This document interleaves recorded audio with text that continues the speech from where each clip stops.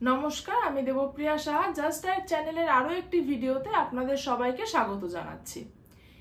Kidney পেশেন্টদের diet কাউন্সেলিংয়ের সময় আমি এই কোশ্চেনটা মেনলি খুব পেয়ে থাকি, যেটা হচ্ছে গিয়ে ম্যাডাম আমরা ড্রাই ফ্রুটস খেতে পারবো কি, বা ড্রাইড যে ফুডসগুলো রয়েছে সেগুলো আমরা কি খেতে পারবো বা আমাদের ডায়েটে ইনক্লুড করতে পারবো, যেরকম মেনলি সকালবেলাটার টাইমে বা ইভিনিং স্ন্যাক্সটার টাইমে কি আমরা সেগুলোকে ইনক্লুড করতে পারি।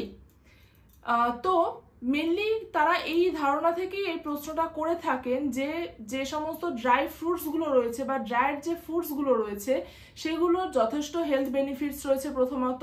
দ্বিতীয়ত হচ্ছে যথেষ্ট ক্যালোরি ডেন্স, মানে কিডনি পেশেন্টরা এমনিতেই খুব দুর্বল হয়ে পড়েন, তো তারা ভাবেন যে যদি আমরা এগুলো খাই তাহলে আমরা অনেকটা এনার্জি পেয়ে থাকবো। অবশ্যই তারা তাদের দিক থেকে কিন্তু একদমই সঠিক রয়েছে, এতে প্রচুর পরিমাণে হেলথ বেনিফিটসও রয়েছে, যেরকম ওমেগা 3 ফ্যাটি অ্যাসিড রয়েছে যেগুলো কিনা হার্টের জন্য ভালো, বা আপনার যে ক্যালোরি ডেন্স খুব হয়ে থাকে যেগুলো, তো সেই জন্য একটু খেলে একটু এনার্জি পাওয়া যায়। তো এই কারণেই কিন্তু তারা এই কোশ্চেন্সগুলো করে থাকে। তো এইটা নিয়েই আমি আজকে আপনাদেরকে আলোচনা করব যে ড্রাই ফ্রুটস বা ড্রাইড ফুডসগুলো কি কিডনি পেশেন্টরা আপনারা আপনাদের ডায়েটে ইনক্লুড করতে পারেন কি না। প্রথমত বলি যে এই ড্রাই ফ্রুটস আর ড্রাইড ফুডসগুলোর মধ্যে কি কি পড়ছে। ড্রাইড ফ্রুটসের মধ্যে ড্রাই ফ্রুটস যেগুলো রয়েছে সেগুলোর মধ্যে কিন্তু পড়ছে শুকনো খেজুর, শুকনো প্রুনস, শুকনো আপনার অ্যাপ্রিকটস যেটা রয়েছে, বা শুকনো ডুমুর, এগুলো সমস্ত কিন্তু ড্রাই ফ্রুটসের মধ্যে পড়ছে। আর ড্রাই ফুডস যেটা আছে সেটার মধ্যে আপনার কাজু, কিশমিশ, আমন্ড, ওয়ালনাট, পেস্তা, এগুলো সমস্ত আপনার ড্রাইড ফুডসের মধ্যে পড়ছে। তো যখন কিনা এই যে ড্রাই ফ্রুটস গুলো যে রয়েছে, যখন কিনা ফলটাকে শুকনো করা হচ্ছে সেখানে কিন্তু পটাশিয়ামের মাত্রা সেক্ষেত্রে বেড়ে গিয়ে থাকে। আর এটা আমরা জানি যে একজন কিডনি পেশেন্টের জন্য পটাশিয়ামটা কতটা মারাত্মক হতে পারে। আমি আগের একটা ভিডিওতেই হাইপার ক্যালেমিয়ার ভিডিওতেই আপনাদের জানিয়েছি যে হাইপার ক্যালেমিয়া কতটা মারাত্মক আকার ধারণ করতে পারে, সেটা দেখলে আপনারা বুঝতে পারবেন। তো সেই জন্য এখানেও আমি আপনাদের কিছু আইডিয়া দিয়ে দিচ্ছি যে যখন নাকি কিডনি আপনাদের ফাংশন করাটা একটু কম করে দেওয়া হয়, কিডনি ফাংশন যখন কম করে শরীরে, তখন কিন্তু এই সমস্ত ইলেকট্রোলাইটসের ইমব্যালেন্সগুলো আমাদের বডিতে শুরু হতে থাকে। সেটা বিভিন্ন কারণে হতে পারে, যেরকম যদি কারোর কিডনির সমস্যা আনকন্ট্রোল বিপির জন্য হয়ে থাকে, বা আনকন্ট্রোল সুগারের জন্য হয়ে থাকে, বা কোনো জেনেটিক কারণে কিডনিতে সিস্ট হয়েছে সেই জন্য কিডনির কার্যক্ষমতা লোপ পেয়েছে। এই সমস্ত বিভিন্ন রিজনগুলোর জন্য যে কিডনির সমস্যাগুলো হচ্ছে তখন কিডনির কার্যক্ষমতা লোপ পাচ্ছে। তো সেই টাইমটাতে আর কিডনির একটা মেন কাজ কিন্তু এই আমাদের শরীরে ইলেকট্রোলাইটসের ব্যালেন্সটাকে বজায় রাখা। ইলেকট্রোলাইটস বলতে calcium, phosphorus, sodium, potassium, magnesium etcetera. তো এর মধ্যে পটাশিয়ামটাও পড়ছে। তো যখন নাকি আমাদের শরীরে কিডনিটা কম কাজ করছে তখন আমাদের ইউরিনারি এক্সক্রিশন অফ পটাশিয়ামটা কিন্তু কম হচ্ছে। তো ইউরিন দিয়ে যখন পটাশিয়াম কম বেরোচ্ছে তখন কিন্তু সেটা আমাদের ব্লাডে জমতে শুরু করছে। ব্লাডে পটাশিয়াম, ক্যালসিয়াম, ফসফরাস এগুলো যদি বেশি হয়ে যায় তাহলে কিন্তু তার একটা মারাত্মক এফেক্ট শুরু হতে পারে। তো আর পটাশিয়ামটার জন্য এই জন্য বলছি কারণ পটাশিয়াম আমাদের শরীরে বিভিন্ন জায়গার মাসেলগুলোর রিল্যাক্সেশন এবং কন্ট্রাকশনে কিন্তু হেল্প করে থাকে। তো এবারেতে সেই জন্য তার মধ্যে হার্ট মাসেলও ইনক্লুডেড রয়েছে। তো মেনলি পটাশিয়ামটা হার্টের ওপরে বেশি কাজ করে থাকে, তো সেখানে একটা রিদম বজায় রাখে পটাশিয়াম এই হার্ট মাসেলের ওপরে কাজ করে।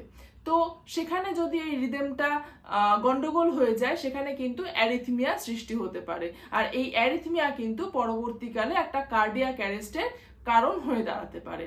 তো সেই জন্যই আমি আমার পেশেন্টদেরকে এই ড্রাই ফ্রুটসগুলোকে কিন্তু একটু অ্যাভয়েড করার কথাই বলে থাকি। হ্যাঁ, কিন্তু পুরোপুরিভাবে অ্যাভয়েড একদম করতে বলি না। যারা নাকি স্টেজ ধরুন 1, 2-তে বা 3A-তে রয়েছে, তাদের ক্রিয়েটিনাইনটা স্টেবলে রয়েছে, তাদের পটাশিয়ামটাও স্টেবলে রয়েছে, তো তারা সেই জন্য মাঝে মধ্যে তাদেরকে রাখতে বলা হয়ে থাকে, যেরকম 10 দিনে একবার, কি সেটা অল্প বেসিসে, একসাথে অনেকগুলো নয়।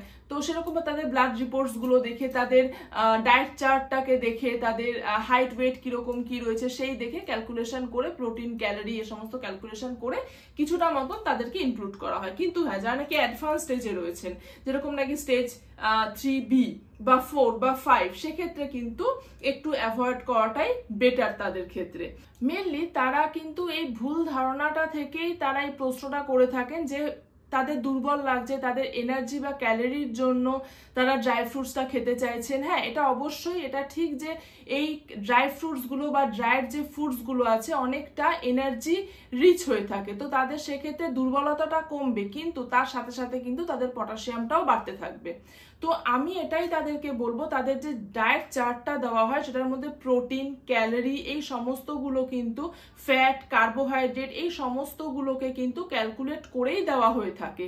তো তারা যদি প্রপার সেই 6 যে মিল ডিভিশনটা আমরা করে দিই ডায়েট চার্টের মধ্যে, সেটা যদি তারা প্রপারলি ফলো করে থাকে তাহলে কিন্তু সেই জিনিসটা মানে এই দুর্বলতা ভাবটা কিন্তু তাদের আসা উচিত নয়। তো অবশ্যই তারা সেই ডায়েট চার্টটাকে প্রপারলি ফলো করুক, তো তাহলেই কিন্তু তাদের এই সমস্যাটা আর থাকবে না। আর হ্যাঁ, যখনই কিছু ড্রাইড ফ্রুটস বা আপনার ড্রাই ফ্রুটস এগুলো কিছু খেতে হবে, অবশ্যই কিন্তু আমাদের সাথে একবার কনসাল্ট করে নিয়ে উইথ ব্লাড রিপোর্টস তারপরেই আপনারা আপনাদের ডায়েটে কিন্তু এটা ইনক্লুড করতে পারবেন। এছাড়াও যদি আরও কিছু কোয়ারিজ থেকে থাকে অবশ্যই আমাদের হোয়াটসঅ্যাপ গ্রুপটা জয়েন করে সেখানে আপনারা কোয়ারিটা করতে পারবেন। গ্রুপের লিঙ্কটা আমাদের ডেসক্রিপশন বক্সে দিয়ে দেওয়া হয়েছে। আর এছাড়াও আপনারা যদি ডায়েট কনসালটেশন নিতে হয় সেক্ষেত্রে তাহলে নিচে নাম্বারটা যে দেওয়া রয়েছে সেই নাম্বারটাতে যোগাযোগ করে নিতে পারেন। আর অবশ্যই চ্যানেলটাকে সাবস্ক্রাইব করতে ভুলবেন না। নমস্কার, সুস্থ থাকুন, ভালো থাকুন।